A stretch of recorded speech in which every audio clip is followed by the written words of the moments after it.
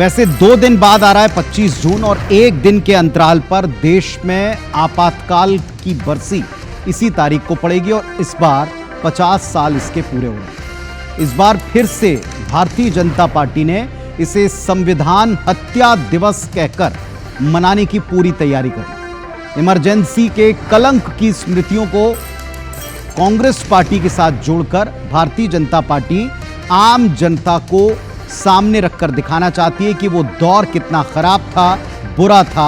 असल में संविधान के कत्ल की ये तारीख थी। तो कांग्रेस पार्टी ने भी अब तय कर लिया है कि पिछले 3 साल से जो भारतीय जनता पार्टी का यह प्रयास है कि इसे पूरी तरह से कांग्रेस का कलंक साबित करें, तो वो भी इसका काउंटर करने की तैयारी कर रही है। तो कांग्रेस पार्टी ने अब की बार उपवास रखकर कथित तौर पर संविधान बचाने की दुहाई देना शुरू किया है। यह आपको याद रखना चाहिए कि संविधान की किताब लेकर ही 2024 के चुनाव में माहौल पलटने का प्रयास राहुल गांधी ने किया। तो केंद्र में संविधान दिखता है, एक तरफ संविधान के कत्ल की एक दलील, तो दूसरी तरफ संविधान बचाने की दुहाई। देखिए जरा। 25 जून बुधवार मध्य प्रदेश में सियासी वार पलटवार। संविधान हत्या दिवस वर्सेस कांग्रेस का उपवास। मध्य प्रदेश में 25 जून को अंबेडकर और संविधान के बहाने बीजेपी और कांग्रेस आमने सामने होंगे। आपातकाल की 50वीं बरसी को बीजेपी जहां संविधान हत्या दिवस के रूप में मनाएगी, तो वहीं दूसरी तरफ कांग्रेसी ग्वालियर हाईकोर्ट परिसर में संविधान निर्माता बाबा साहेब डॉक्टर भीमराव अंबेडकर की प्रतिमा स्थापना के विवाद को लेकर ग्वालियर में एक दिन का उपवास करेंगे। कांग्रेस की तरफ से बार बार कहा जा रहा है कि सरकार की दलित विरोधी सोच का नतीजा है कि कोर्ट परिसर में बाबा साहेब की मूर्ति नहीं लग पा रही। इसलिए बाबा साहब अम्बेडकर का जहाँ पे मंदिर न्याय का है वहाँ मूर्ति नहीं लगेगी, कहाँ लगेगी? ये मूर्ति इशू नहीं है, इशू है बाबा साहब का सम्मान। तो मैं मानता हूँ भारतीय जनता पार्टी की सोच ही बाबा साहब की विरोधी है। कांग्रेस बाबा साहेब की मूर्ति के बहाने बीजेपी पर लगातार हमलावर है, तो वहीं कांग्रेस के उपवास का जवाब देने के लिए आपातकाल की 50वीं बरसी को बीजेपी संविधान हत्या दिवस के रूप में मना रही है। कांग्रेस के हमले पर पलटवार किया खुद प्रदेश के मुखिया डॉक्टर मोहन यादव ने कहा कि अंबेडकर का हमेशा तो कांग्रेस ने अपमान किया है। तो वहीं बीडी शर्मा ने भी कांग्रेस पर लोकतंत्र की हत्या करने का आरोप लगाया और ये कहा कि आपको एक दिन का उपवास रखकर पूरे देश से माफी मांगनी चाहिए।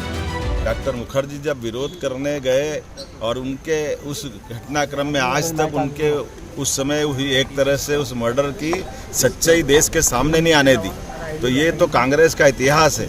इनके सामने देश के ऐसे मुद्दों को लेकर के संविधान में जिस बात को लेकर के अंबेडकर जी ने इशारा किया था, उसी संविधान की आपातकाल 2 दिन बाद हम पूरा देश और दुनिया मनाएगी, उस बात का एहसास कराएगी कि आपातकाल का काला कलंक अगर लगाने का काम भी कांग्रेस ने किया। भारत के लोकतंत्र का गला घोटा था। कौन ने घोटा था?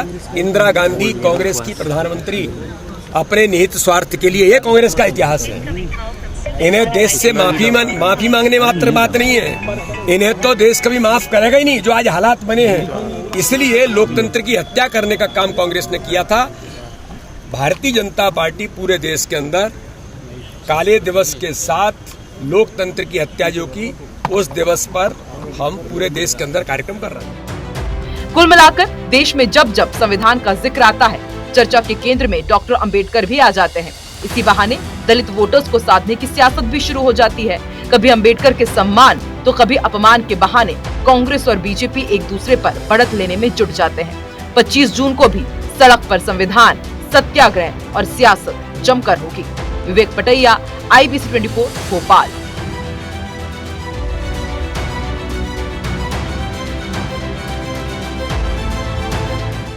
तो इतना तय कि 24 और 25 जून ये 2 ऐसी तारीखें होंगी जब इस विषय पर अंबेडकर, संविधान बचाना और संविधान के लिए उपवास या संविधान का त्यारा कौन, इस तरह की डिबेट आपको सुनने को, देखने को पूरे देश में मिलेगी, क्योंकि दोनों दल इसकी तैयारी करके बैठे हैं।